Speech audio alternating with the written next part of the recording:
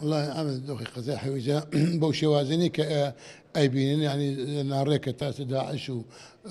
لا تنداج خويا حشر دوا لتشيا كان دولا كان لهند دي هي أتأس الجيش وحيش نجيشتا أو منطقة أو يستهو كان ويكا داعش أتوان بشوان بس لحد خويا بصورنا لو ديانا ودواي خواردنا خلق كان وتنها تعدا وخلق أكو جنو منطقانا لبر أو منطقة كزو فراوانا هيزشي وقولاني كبتوانيتن أو منطقة قشتي يعني بتواني كنترول بكاتن وهو كاري كأوي كداعش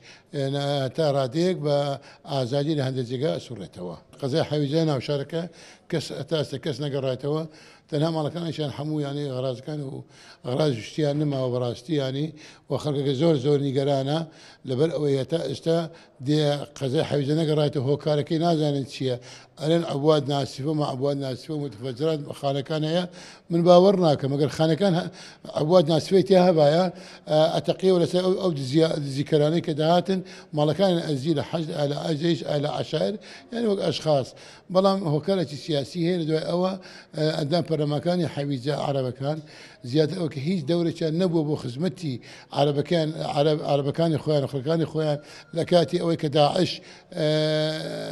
كنترولي كردن أوانتية كان محاولة أكن